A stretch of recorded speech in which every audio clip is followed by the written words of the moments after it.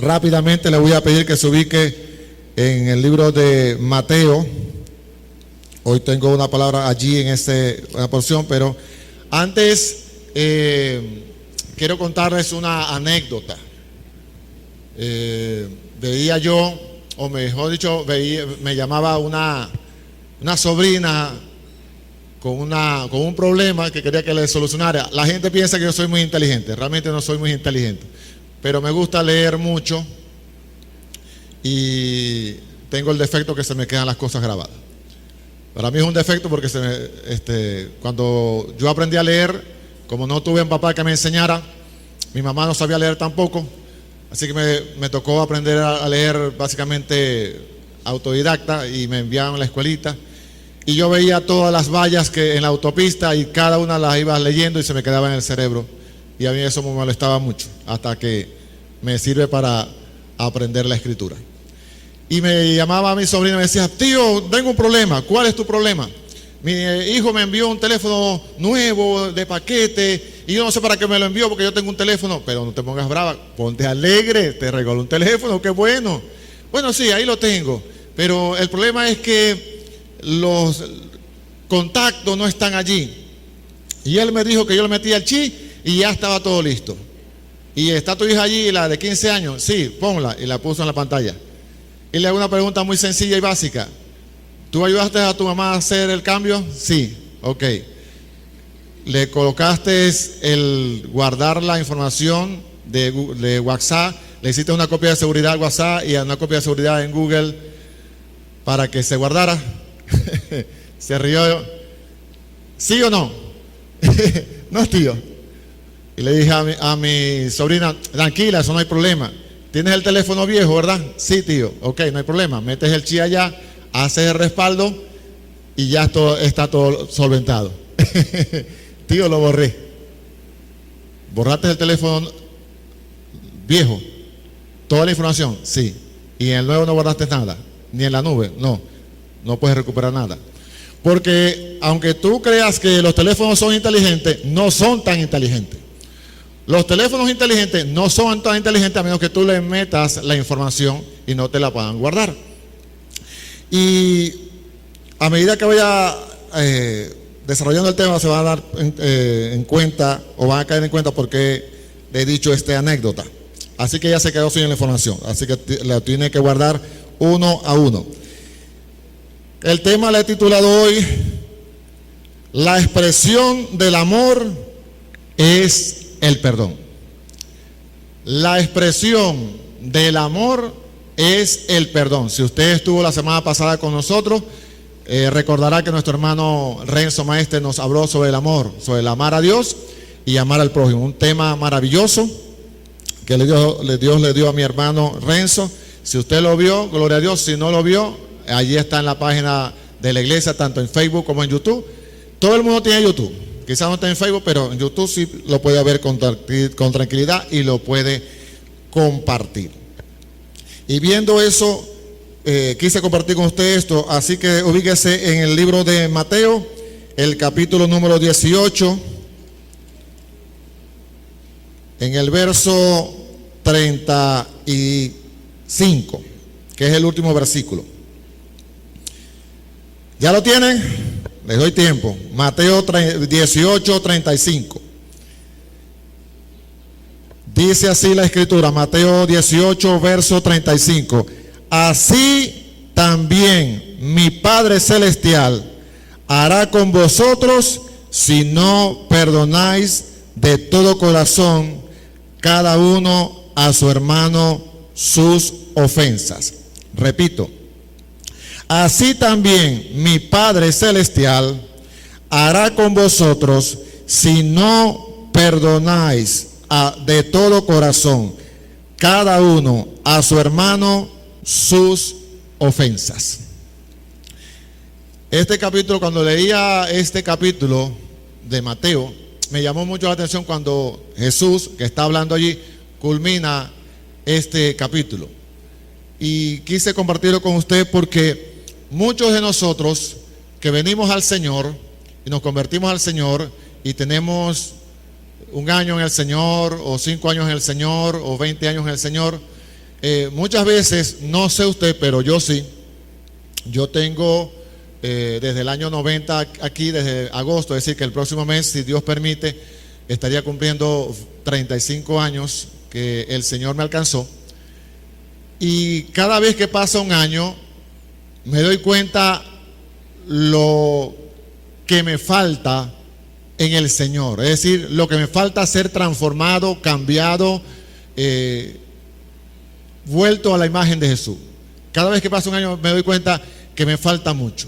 Y digo, oye, pero si la Biblia dice que de modo que el que está en Cristo, nueva criatura es, las cosas viejas pasaron, he aquí todas son hechas nuevas, y yo sigo fallando, y yo sigo pecando, y yo sigo sin perdonar, y yo sigo sin amar como Cristo me dice en su palabra.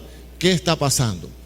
Y me doy cuenta que al igual que el teléfono que le había dicho de mi sobrina, que es inteligente pero no es demasiado inteligente, es decir, si usted no le ingresa la información, ese teléfono no va a funcionar como debería, por muy sofisticado y por muy costoso que él sea. Igualmente, si usted y yo no nos enfrentamos todos los días a la palabra del Señor, no vamos a ser transformados a la imagen de Cristo Jesús. Por muchos años que pasemos el Evangelio, por mucho que sirvamos en el cántico, en la alabanza, en la adoración, en la danza, en protocolo, en diaconado, anciano, pastor, si usted no se expone todos los días a través de la palabra y del Espíritu Santo, no va a ser transformado y no va a ser hecho a la imagen de Jesús. Es así de sencillo. A veces pensamos y a veces miramos a alguien y dice, mira, pero esa persona tiene 5 años en el Evangelio y aquel tiene 20 años y no veo que cambia. A veces tú no ves porque no has visto su trayectoria, pero a veces que tampoco ves cómo tú has cambiado. Y quería mostrarles eso hoy porque la transformación del cristiano, aunque en la segunda carta a los Corintios 5:17 dice que todas las cosas son hechas nuevas en tu espíritu. Estabas muerto en delito y pecado, aceptas al Señor y vienes a ser una nueva criatura y naces de nuevo.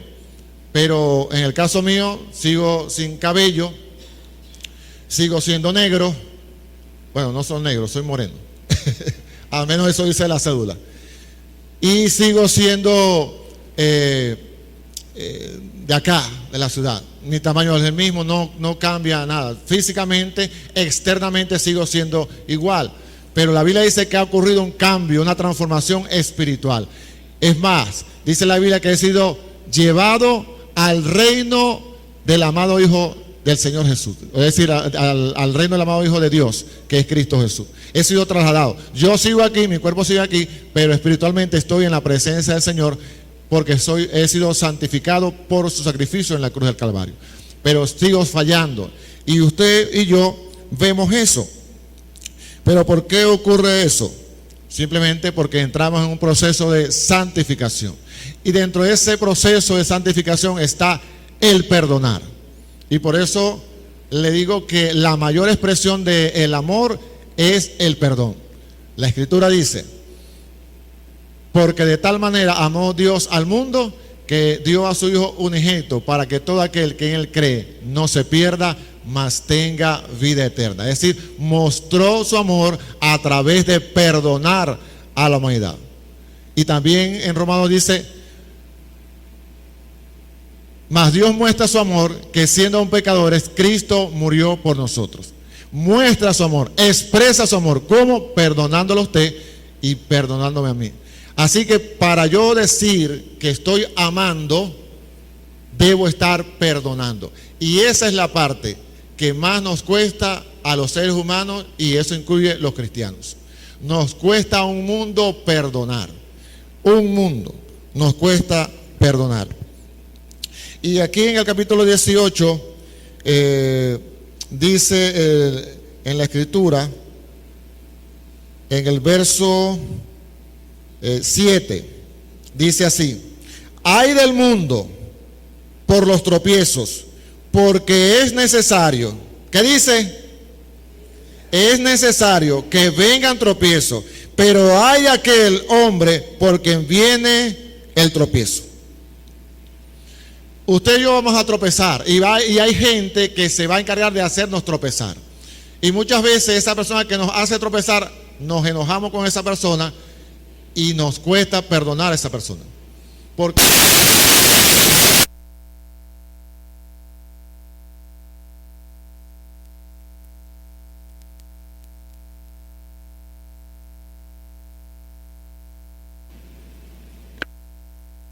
sí, gloria a Dios. Entonces, cuando nos hacen tropezar, nos enojamos y tendemos a no perdonar a esa persona. Pero la Biblia dice, es necesario que vengan los tropiezos. Pero ahora parte de nosotros tenemos que buscar cómo perdonamos. Y escuchaba a alguien que decía una anécdota de alguien que le robó un carro a alguien y esta persona lo llama y le dice, mira, vamos a negociar, tengo tu carro. Y él le dice, en primera instancia, él le corta el teléfono, o sea, le corta la llamada y lo que siente, Señor, ayúdame que mi familia esté bien. Y al poco tiempo su familia está en su casa y se vio que no habían secuestrado a su familia. Lo vuelve a llamar el ladrón y le dice, chico, vamos a negociar, tu carro está bien bonito, dame tanto y te lo devuelvo. El hombre espera y le dice, chico, quédate con el carro, Dios te bendiga, Dios te guarde, te perdono por hacerme este mal y que el Señor permita que salgas de esa oscuridad donde te encuentras. Dios te bendiga. Le trangó el teléfono. Y después le hace una tercera llamada este hombre. Señor, mi amigo, el que le robó el carro, se lo va a devolver. ¿Cómo es la cosa? Que mi amigo le va a devolver el carro y no tiene que pagarle nada. Búsquelo en tal parte. ¿Y por qué lo va a hacer? Porque usted le dijo unas palabras tan bonitas que jamás había escuchado y no pudo dormir anoche. El perdón hizo libre a este hombre, al menos de esa situación. No sé si se convertiría, pero este hombre de Dios decidió perdonar a ese que le hizo ese agravio tan grande de quitarle su carro. Decidió perdonarlo y ese perdón llevó a que este hombre le devolviera el dinero sin haber pagado. Pero no es tan fácil. No es tan fácil el perdonar. Porque cuando alguien nos daña, cuando alguien nos causa daño, pues simplemente nuestra intención es poder ver cómo me vengo de esa situación. Pero la Biblia nos enseña otra cosa. En el verso 21 dice, entonces se le acercó Pedro y le dijo, Señor, ¿cuántas veces perdonaré a mi hermano que peque contra mí? ¿Hasta 7? Jesús le dijo, no te digo hasta 7, sino hasta 70 veces 7. Y por favor no vaya a hacer matemática a pensar que 70% son 490 porque, sí son 490, disculpe. Pero Cristo no está hablando de cantidad. Cristo está hablando es de algo ilimitado, que el perdón debe ser ilimitado. ¿Por qué? Porque el Señor nos perdona de manera ilimitada a usted y a mí. Cada día usted y yo nos presentamos al Señor y decimos, Señor, pequé, perdóname. Señor, pequé, perdóname. Señor, pequé, perdóname. Y si usted no lo hace, está en grave peligro. Porque cada día debemos presentarnos al Señor y pedirle perdón. Porque usted y yo sabemos que usted peca y yo también. Usted falla y yo también. Así que nos acercamos y alcanzamos perdón.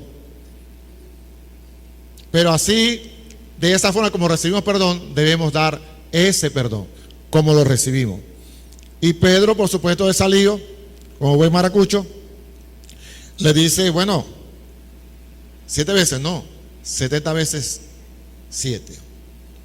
Y eso nos muestra la magnitud del perdón. Y ahí después de ahí es que Jesús da una parábola. Cada parábola que el Señor, casi todas, cada parábola que el Señor enseña o si usted ve en las Escrituras, nacen de una pregunta, de una inquietud.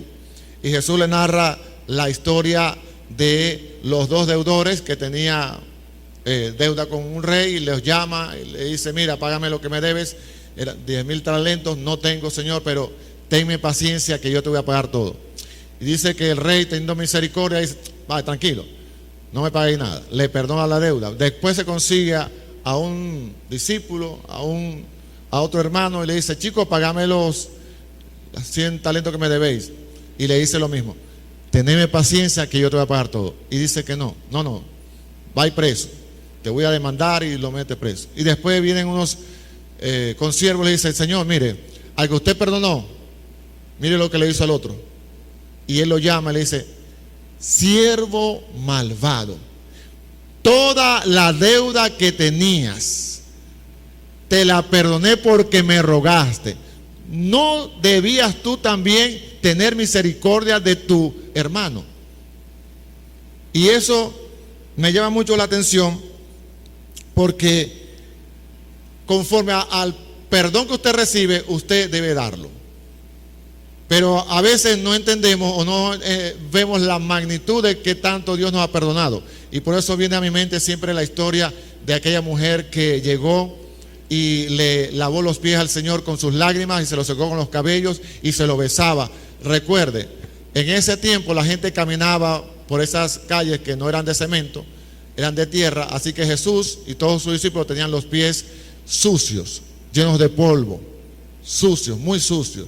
Por eso es que una de las costumbres era que la gente llegaba y le ofrecían a un esclavo para que le lavara los pies. Era una forma de agradecer y sobre todo de hospedar a la persona. Pero esta mujer, dice la Escritura, que le lava los pies al Señor con sus lágrimas y se los seca con sus cabellos y se los besa, los pies sucios de Jesús. Y el fariseo le dice, piensa en su corazón, si fuera profeta sabría que mujer lo está tocando, no se dejaría tocar por una mujer pecadora. Y narra la historia de este hombre. Y esa mujer que está allí debería representarte a ti y a mí, o nos representa a ti y a mí, porque tú y yo llegamos al Señor y vimos nuestro pecado, nuestra maldad, y nos acercamos a Él y Él nos perdonó. Nos dice igual que a la mujer: mujer, tus pecados te son perdonados. Y así te dijo a ti y me dijo a mí: tus pecados te son perdonados, al poner tu fe en Jesús. Y somos libres y somos perdonados, pero muchas veces nos olvidamos de ese perdón que hemos recibido. Y Jesús dijo algo muy importante, y quisiera que usted lo atesorara en su corazón, de todo lo que yo pueda decir hoy. Al que mucho se le perdona, mucho ama. Al que se le perdona poco, poco ama. La pregunta es: ¿qué tanto crees tú que Dios te ha perdonado para tanto amarlo a Él? De pronto tú eres como los fariseos, que pensaban que no necesitaban perdón, pero esta mujer sí lo reconocía. Y muchas veces nos pasa eso, nos olvidamos qué tanto Dios nos ha perdonado. Indudablemente hay gente que nos daña y nos daña mucho. Estaba enseñando un teólogo de Croacia, estaba dando una charla sobre el perdón, sobre el amor de Dios. Y luego que termina, le dice a alguien: mire, usted enseñó bien bonito, me gustó esa enseñanza. Una pregunta: ¿usted recibiría a un cenik? Los cenik eran enemigos de los croatas, eran hombres crueles, despiadados, hicieron arrase con ese pueblo durante muchos años, hacían cosas que no quiero mencionarlas, pero cosas terribles. Y por eso le hace la pregunta. Y el hombre piensa para responder, dice: no, yo no podría recibir a un cenik. Lo sabía que usted lo que estaba diciendo era pura falsedad. No, espera, yo no podría recibir a un cenik, pero por ser cristiano debería poder, porque Jesús me perdonó a mí, así que yo puedo perdonar a ese cenik. ¿Usted ve la diferencia? Como seres humanos no podemos, pero por ser cristianos deberíamos poder perdonar al que nos ofende. ¿Por qué? Porque hemos sido cambiados. La Escritura lo dice de esta forma, como decía el apóstol Pablo: con Cristo estoy juntamente crucificado y ya no vivo yo, ahora Cristo vive en mí. Curiosamente, poca gente escucho decir eso, poca gente. Cuando los ofenden, cuando los lastiman, no dicen, no, yo estoy crucificado con Cristo. Escucho a gente sí decir, no chicos, yo me bajé de la cruz, me hizo esto, me bajé de la cruz y le dije tal, a mí, no, por encima mío la ropa mía, así decía mi mamá. Y escucho a la gente decir, o casi me bajo de la cruz, o me bajé de la cruz. Pero no escucho a gente decir, no,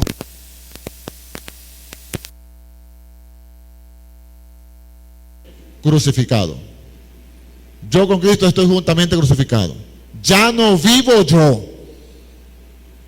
Ahora Cristo vive en mí. Y lo que ahora vivo, lo vivo en la fe del Hijo de Dios, el cual me amó y se entregó a sí mismo por mí. Y esa debe ser nuestra actitud.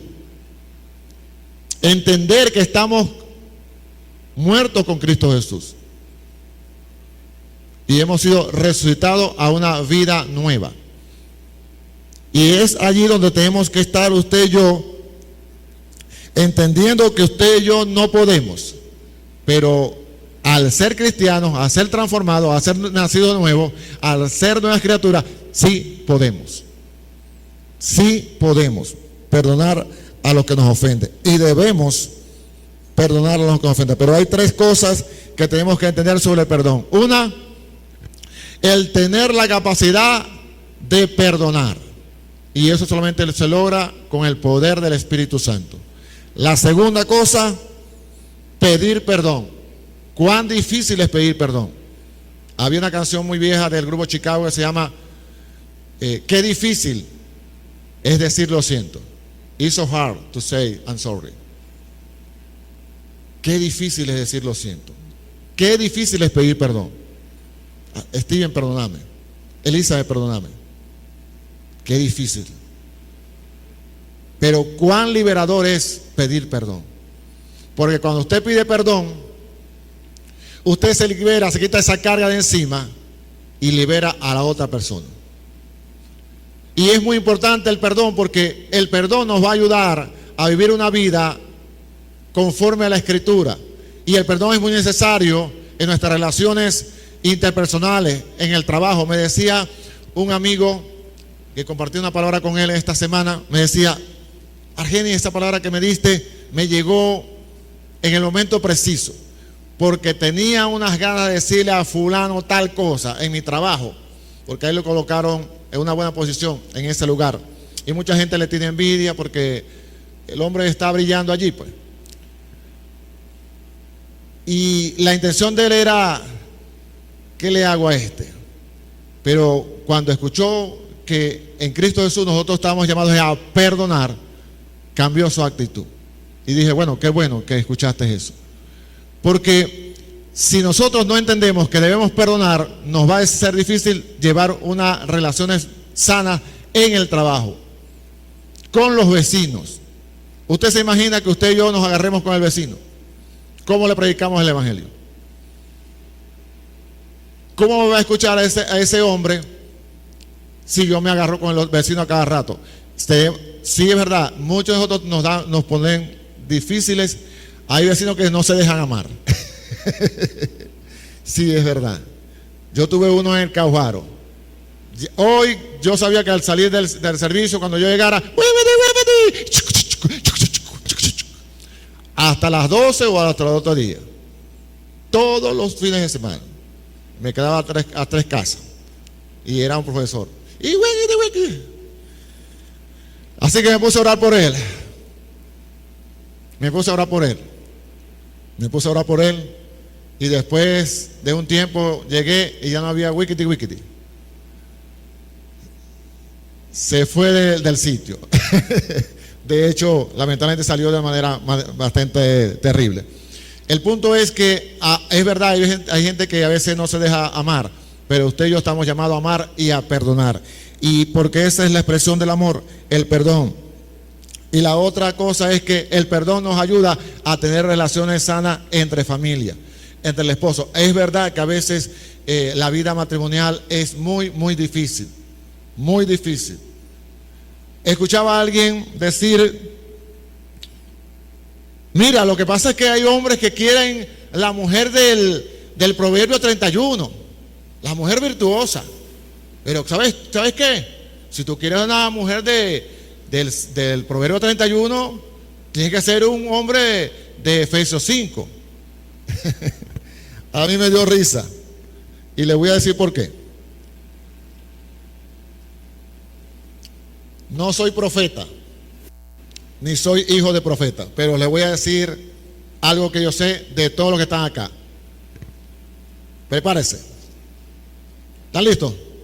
Ok. A las mujeres, a todas las mujeres se los voy a decir. No soy profeta ni hijo de profeta, pero se los voy a decir. Ninguna de las que están acá son como la mujer de Proverbios 31. Ninguna de las mujeres que están acá en este edificio, en este templo, son como la mujer de Proverbios 31. Ninguna de ustedes. De pronto se pongan bravas, pero esa es la verdad. Aunque no soy profeta, también le voy a decir a los hombres. Ninguno de ustedes, incluyéndome a mí, ninguno de ustedes son como el hombre de Efesios 5.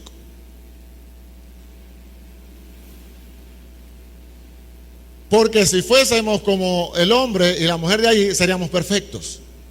Y ni usted ni yo somos perfectos. Estamos rumbo a la perfección. Y recuerden que la perfección es cuando Cristo venga. La perfección perfecta, completa. Aquí estamos perfeccionándonos. Pero lo que refleja el Proverbios 31 es una mujer, cómo debería lucir una mujer de Dios. Y lo que refleja Efesios 5 es cómo debería lucir un hombre de Dios conforme a la Escritura. Y eso es para que usted y yo nos guiemos. Es una guía para que la mujer se guíe de allí y el hombre se guíe de acá. Pero la verdad es que ni usted va a lograr ser completamente la mujer de Proverbios 31, ni yo voy a lograr ser el hombre de Efesios 5. Pero esa es nuestra meta, hasta que Cristo venga. Fíjense que allí dice, sobre todo en Efesios, dice, mujeres, sujétense a su marido. ¿Cómo? Sujétense a su marido. No. Decime otro versículo, pero ese no. Decía una mujer que escuchó una voz que decía, y Dios le iba a dar al hombre, la mujer, en cada esquina que se sujetara a él. E hizo la tierra redonda. Le iba a hacer una mujer que se sujetara a él en cada esquina de la tierra, pero hizo la tierra redonda.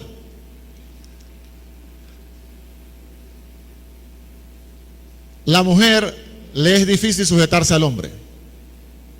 Por eso Dios le dijo, sujétate a tu esposo. Al hombre le cuesta amar a su esposa. Por eso Dios le dijo, ama a tu mujer. Las dos cosas que les cuestan a ambos, Dios se las dijo a ambos. Sujétate a tu esposo, ama a tu esposo. Y le dice cómo. La mujer se sujeta como la iglesia se sujeta a Cristo, y cómo el hombre ama a su esposa como Cristo amó a la iglesia, que se entregó por ella. Es decir, el amor hacia la esposa es un amor sacrificial. A Cristo le costó la vida por su iglesia. Al hombre le va a costar la vida amar a su esposa. Y a la mujer le va a costar un mundo sujetarse a su esposo. Pero ambos pueden hacerlo si perdonan. Ese amor que se dijeron un día en el altar se va a expresar a través del perdón, a través de la trayectoria en su matrimonio. Si usted quiere que su matrimonio dure todo el tiempo hasta que Cristo venga, perdone a su esposo y perdone a su esposa. Si quiere tener un matrimonio que dure todo ese tiempo. Si no, simplemente usted hace como hace en el mundo, como hacen las estrellas de Hollywood. Sale la noticia, se divorció Brad Pitt de Angelina Jolie. ¿Cuáles razones? Por razones irreconciliables. Caracteres irreconciliables. Ellos son los que colocan ahí las estrellas de Hollywood y de otras partes. Pero resulta que los caracteres de los hombres y las mujeres son incompatibles. No somos iguales, vemos las cosas diferentes. Yo no logro entender cuando mi esposa me decía: mi amor, anda a comprarme la toalla sanitaria, y yo veía 60,000 modelos, 60,000 marcas, y yo decía: Albert, ¿para qué tantos modelos y tantas marcas? Yo no lo entiendo. Que si son nocturnas, que si de una gota, que si tienen alas, que si no tienen alas, que si son de... No entiendo eso. Las mujeres sí lo entienden. Cuando ellas van a la que es. De pronto una mujer no entienda por qué a los hombres les gusta el deporte, el boxeo, el fútbol o el béisbol. A 9 hombres ahí jugando en un campo aguantando sol. Pero los hombres y las mujeres somos diferentes. Pero si nosotros logramos perdonarnos nuestras ofensas, vamos a poder tener un matrimonio conforme a la Escritura. Y muchas veces no entendemos eso. Y por eso tenemos tantos choques, y de tantos golpes se rompen los matrimonios, aún los matrimonios cristianos. Y se ve mucho hoy en día. De hecho, hicieron una estadística y 50% de los matrimonios en el mundo se rompen, terminan en matrimonio. ¿Y cuánto es la estadística en el ámbito cristiano? Casi igual. A pesar de que tenemos la Escritura, a pesar de que tenemos el Espíritu Santo, a pesar de que tenemos la oración, la intercesión, la alabanza, a pesar de que nos congregamos, estamos casi a la par de divorcios entre los cristianos. ¿Por qué? Porque nos negamos a perdonar las fallas, los errores, las equivocaciones de nuestras parejas. Y hoy es necesario que entendamos que si no nos perdonamos mutuamente, pues lamentablemente esa relación se va a romper. Igual que las relaciones de los hijos hacia los padres, la obediencia de los padres, la obediencia de los hijos hacia los padres y el amor de los padres hacia los hijos, muchas veces se rompe porque el padre le cuesta decirle a su hijo: mi amor, perdóname, yo te fallé, perdóname, me equivoqué. Los padres también nos equivocamos. Intentarlo no hacemos, no hacerlo, pero sí nos equivocamos. Y muchas veces nos cuesta reconocer que nos equivocamos. Y por eso no pedimos perdón a nuestros hijos. Pero estamos acostumbrados a eso. Y fíjese que el Señor, cuando culmina esta porción, dice: así también mi Padre Celestial hará con vosotros si no perdonáis de todo corazón cada uno a su hermano sus ofensas. Si tú no perdonas a tu hermano, si tú no perdonas a tu esposa, si tú no perdonas a tu esposo, si tú no perdonas a tu hijo, a tu mamá, a tu papá, Dios tampoco te va a perdonar a ti. Te vas a acercar a orar y a clamar allí y Dios no va a responder esa oración, porque no has perdonado. Como le dije en el inicio, esta parte de perdonar no es algo automático. No es que nos levantamos la mano, hicimos una oración de fe o alguien nos puso la mano encima y ya aprendemos a perdonar. No, eso se aprende y tenemos que ejercitarnos. Y como Dios sabe que eso lleva tiempo, pues Él no tiene prisa y nos va trabajando y va trabajando en nosotros y nos coloca en situaciones que nos lleve a ese perdonar. Una de las historias que más me encantan de la Biblia es la historia de José. El capítulo 37 de Génesis dice que esta es la historia de José. José tenía 17 años y era pastor de ovejas y andaba con sus hermanos, y sus hermanos lo envidiaban, agarraron y lo vendieron a los madianitas. Y después que lo vendieron a los madianitas, lo compran, ellos vienen y lo venden allá, y después de que lo venden allá, lo meten allá en la casa de Potifar. Después que lo venden en la casa de Potifar, lo meten en la cárcel. Y todo eso usted lo ve y usted dice: ay, pobrecito José, ¿qué padeció? Ay, o puede decir: no, como dicen ahora, no, porque Dios puso a José allí, fuera el más grande, y bien, así como Dios puso a José allí en Egipto, también Dios te va a levantar y te va a poner arriba, y eso es puro cuento, eso no es así.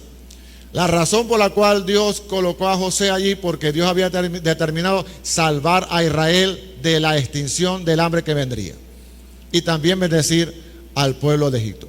Esa era simplemente la razón. Claro, ¿qué hizo Dios? Dios pudo llevarlo express, pero Dios determinó usar la envidia de los hermanos para llevarlo a los madianitas, usó a los madianitas para llevarlo al mercado de Egipto, usó a Potifar para llevarlo a Egipto, y usó a la bandida de la esposa de Potifar para enviarlo a la cárcel. Toda esa situación Dios la usó para llevarlo hasta el faraón. ¿Fue un tiempo duro? Sí. ¿Un tiempo difícil? Sí. ¿Le costó a José eso? Sí. De hecho, a sus hijos le puso a uno Manasés. Dios me ha hecho olvidar de tanta fatiga, de tantas cosas terribles que he vivido aquí.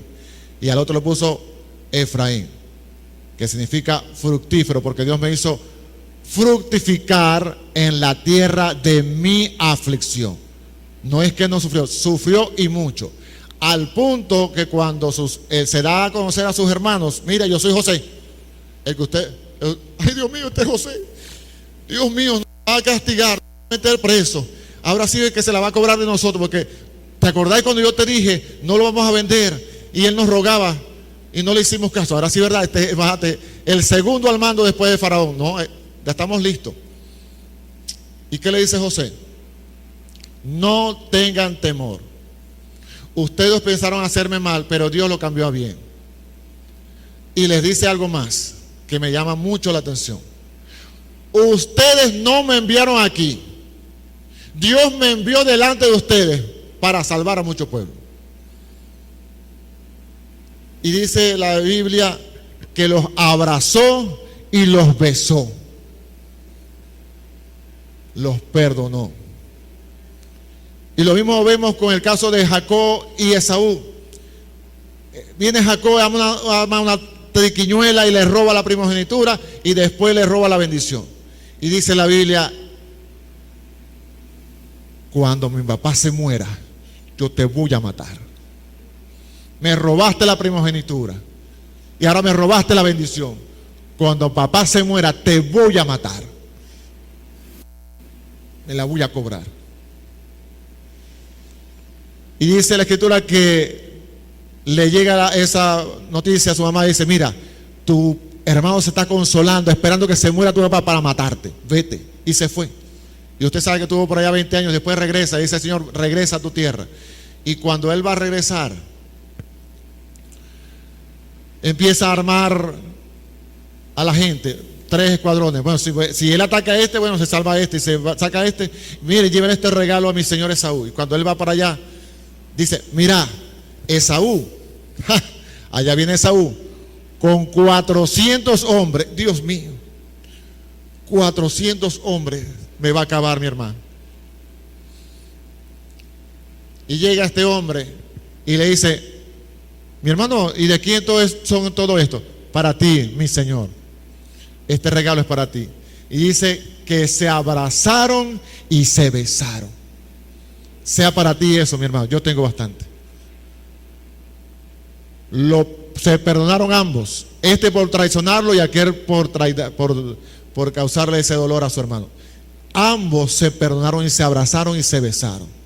De manera que, y ellos no tenían el Espíritu Santo. Y ellos no tenían la escritura como la tenemos nosotros.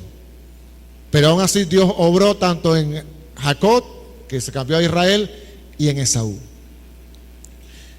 Y muchas veces nosotros decimos: no, yo no puedo perdonar a eso, lo que él me hizo, lo que él dijo de mí. Pero Dios te llama a ti y a mí a perdonar a ese que te dañó, a ese que te faltó, a ese que te falló. ¿Por qué? Porque Él te perdonó. Y si no perdonas, repito el versículo: así también mi Padre Celestial hará con vosotros si no perdonáis de todo corazón cada uno a su hermano sus ofensas. De todo corazón. No es como los niños. Usted sabe que cuando nuestros hijos eran pequeños, bueno, a nosotros no lo hacían, que cuando peleaban los niños, te decían, ven acá. Lo ponían aquí juntos, cachete con cachete, pídale perdón a su hermano. Perdóname, perdón. Pero uno estaba allí todo rabioso y después a veces hasta lo amarraban. Y después cuando uno se soltaba, no me habléis más. Es decir, lo decíamos de boca, pero no de corazón. Y aquí dice, de todo corazón. De hecho, esa es la esencia. Porque lo que está en mi corazón es lo que va a hablar mi boca. Y nosotros tenemos que entender, mis amados hermanos, que nuestro accionar debe estar acorde con nuestro hablar. Si yo predico el amor de Cristo, debo mostrar el amor de Cristo. Si yo predico del perdón de Cristo, debo mostrar el perdón de Cristo. Porque muchas veces decimos las cosas, pero no hacemos conforme a lo que hablamos. Y esto es una incongruencia. Es como el chavo, que usted le decía, chavo, ¿quieres torta de jamón? No. ¿Viste la chilindrina? Sí. Y usted, claro, usted se reía porque era incongruente. Pero en nuestra vida diaria no podemos ser incongruentes. Si nosotros hablamos del Evangelio, debemos manifestar el Evangelio. Y le digo una cosa, el ser cristiano tiene que ver más con su vida afuera que con lo que vivimos acá. Esto es parte, pero la mayor parte del tiempo tú y yo la pasamos afuera. Aquí pasamos, póngale 1 hora, 2 horas. Allá pasamos 168 horas semanales. Y allá es donde vamos a brillar, dice la Escritura, así brille vuestra luz para que los hombres vean las buenas obras y glorifiquen a tu Padre que está en los cielos. Y ese es el gran reto, de que lo que yo hablo esté acorde con lo que yo hago. Porque de lo contrario la gente no va a creer. La gente no va a creer. Le invito a que se ubique en la carta de Juan.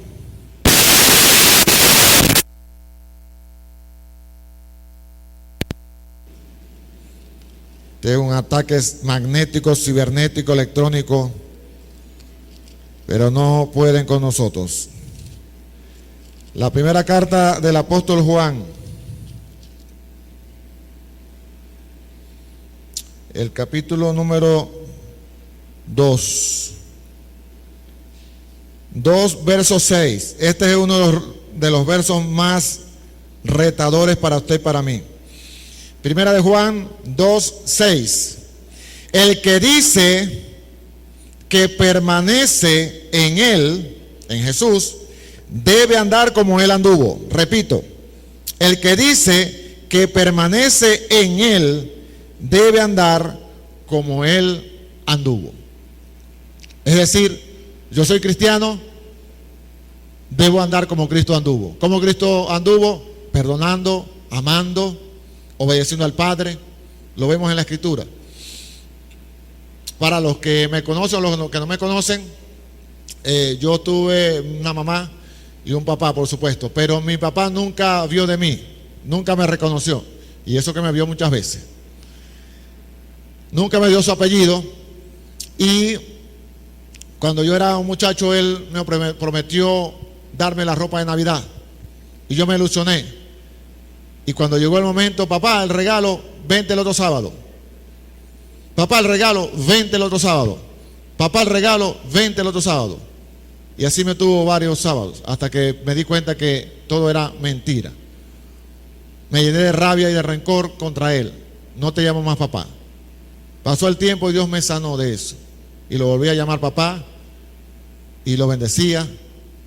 No desarrollé una amistad con él de padre a hijo, pero llegué a respetarlo y a darle gracias a Dios porque permitió que ese hombre estuviera con mi mamá y yo pudiera nacer. Pero solamente Dios pudo sanar mi corazón después de muchos, muchos años, porque Dios hace eso. Y aquí dice que el que dice que permanece en él debe andar como él anduvo. Así que tú y yo estamos llamados a mostrar a Jesús a través de nuestra vida diaria. Hay algo que se usa mucho 24/7. Mira, no, yo estoy contigo 24/7. Este desodorante 24/7 te protege todo el día, todos los días.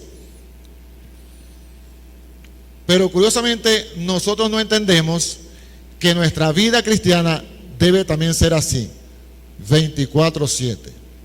Usted no es cristiano cuando pasa de la puerta para acá.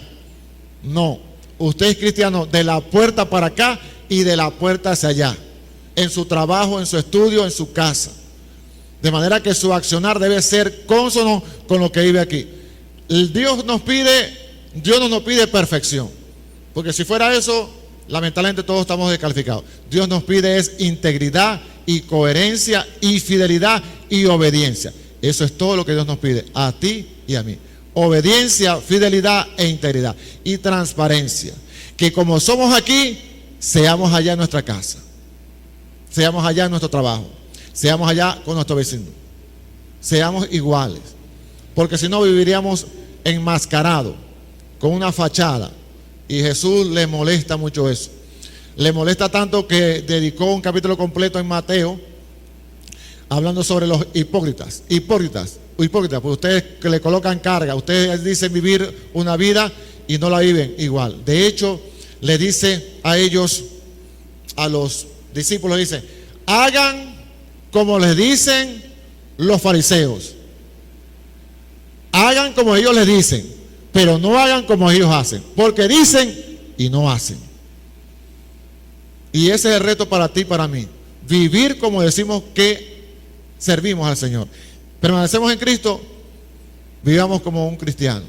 No solamente parezcamos, sino realmente seamos cristianos.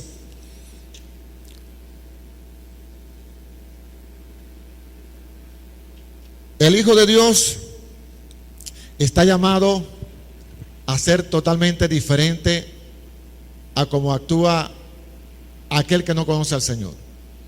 Y es un reto. Es un reto. Porque si usted mira a su alrededor, hay muchas cosas que parecieran como que no estuvieran marchando. Pero Dios nos ha llamado a mostrar a Jesús a través de nuestras vidas. Necesitamos hablar de Jesús, pero necesitamos también vivir o que Cristo viva su vida a través de nosotros.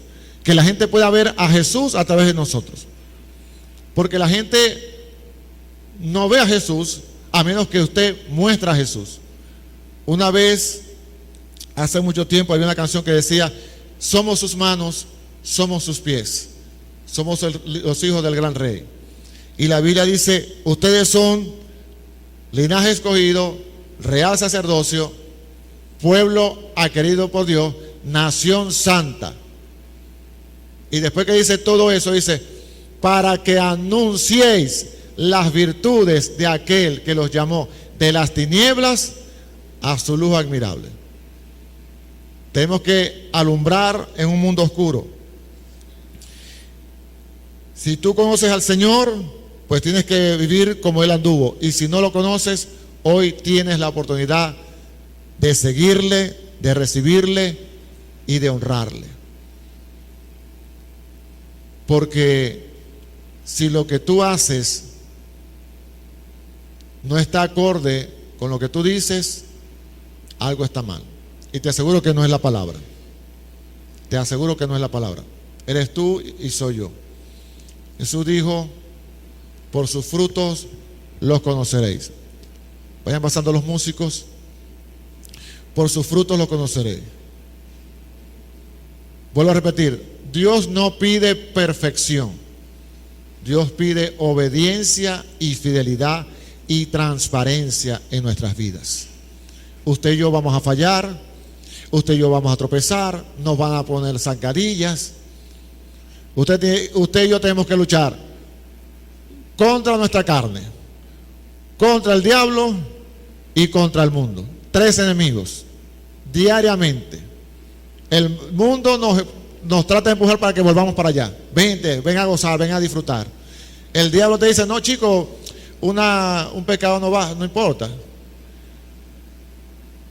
Y nuestra carne quiere seguir pecando. Pero recuerden, con Cristo estoy juntamente crucificado. Ya no vivo yo. Pero la única forma que no viva yo es que me enamore de Jesús, que vea la belleza de Jesús mirando la cruz. El amor de Dios fue expresado en la cruz a través de su perdón. Pero si usted no lo cree, si usted no lo entiende, si usted no lo internaliza, si usted no medita en ello cada día, pues el pecado, el diablo y la carne van a vencer. Y no vamos a lograr perdonar como Cristo nos perdonó en la cruz del Calvario a través de su sacrificio. El éxito, que hoy se habla mucho del éxito, el mayor éxito está en obedecer al Señor. El Señor Jesús dijo al Padre: Señor, Padre, si es posible, pasa de mí esta copa, pero no se haga como yo quiero, sino como tú. Sino como tú. Dice que sangró grandes gotas de sangre, pero obedeció al Padre. Espero que usted también pueda hacerlo. Siempre le he dicho, hermano, necesitamos meditar en su palabra cada día. Yo invité a la iglesia este año a leerla 2 veces al año, de enero a junio y de julio a diciembre. Si pregunta, sí logré leerla de enero a junio. Durante los 6 meses pude leerla de Génesis y Apocalipsis. ¿Fue fácil? No, pero logré leerla. Ahora no quiero que usted piense que le estoy diciendo esto para ufanarme, que a Génesis lee la Escritura y él sí es consagrado. No, Dios me guarde de eso. No. La razón que le he invitado a usted a leer la Biblia 2 veces al año es para que estemos más tiempo en su palabra, para que nos limpie más y para que nos haga más a la imagen de Jesús. Esa es la única intención. A lo mejor no logro llegar a leerla de julio a diciembre, no lo sé, a lo mejor sí, a lo mejor no, pero voy a hacer todo el intento por pasar tiempo en su palabra, porque es la que transforma. Jesús dijo: Señor, santifícalos en tu verdad, tu palabra es la verdad. Me gustó mucho, con esto culmino, joven se me acercó y me dijo: Argenis, ¿ya comenzaste a leer la palabra en julio? Dije: sí, ya comencé, pero yo quiero acompañarte. Y le dije: no hay problema, vamos a hacer una cosa, yo me voy a detener la lectura para esperarte a ti una semana y luego arrancamos juntos, ¿te parece? Sí. Y me está acompañando en la lectura. A lo mejor los dos logramos terminarla, a lo mejor no lo logramos, pero la meta no es lograrlo, la meta es intentarlo y sobre todo pasar tiempo en la Escritura, porque esa es la que nos va a librar del pecado, de la maldad y sobre todo nos va a perfeccionar a la imagen de Jesús. Esa es la intención, esa es la única intención de invitarlo. Me gustaría que tú me acompañaras este segundo semestre. No importa que no me puedas alcanzar, lo importante es que puedas leer la Escritura, porque es la única que nos transforma. Señor, tu palabra nos enseña que mostraste tu amor, que aun siendo pecadores, Cristo murió por nosotros. Señor, no podemos perdonar. Es imposible para nosotros, seres humanos imperfectos, perdonar los errores, los pecados, lo que han hecho contra nosotros, las burlas. Señor, estamos incapacitados. Nosotros decimos como aquel hombre teólogo croata: no, yo no puedo recibir a un cenik porque él me ofendió, él lastimó mucho a mi nación, pero siendo cristiano debo poder hacerlo. Señor, No queremos ser como Jonás, que dice la Escritura que lo enviaste a predicarle a la tierra de Nínive, y él se fue a otro lugar, y luego cuando volvió hizo su caminar durante un día completo y estuvo hablando: arrepiéntanse, que de aquí a 40 días Nínive será destruida. Y la nación se arrepintió completa, 120,000 personas. Y cuando los vio arrepentidos y que tú los perdonaste, Señor, él no se alegró, él se enojó. Y cuando tú le preguntaste: ¿te enojas, Jonás? Y él le dijo: sí, me enojo, porque yo sabía que si yo llevaba el mensaje, tú ibas a perdonar a esa gente cruel, despiadada, que nos ha encarcelado, que nos ha esclavizado, que nos ha golpeado. Y yo no quería que se salvara. Y tú le dijiste: Jonás, tú te pusiste triste por una mata que nació en un día y se secó al otro día. Y tuviste compasión de esa mata que tú no sembraste ni la regaste. Y no debía yo tener compasión de 120,000 almas que se arrepintieron. Señor, que podamos ver como tú ves, que podamos perdonar como tú perdonas al hermano que falla, al vecino que falla, al compañero que falla, a la esposa que falla, al esposo que falla. Porque tú nos dices en tu palabra que si no perdonamos de todo corazón,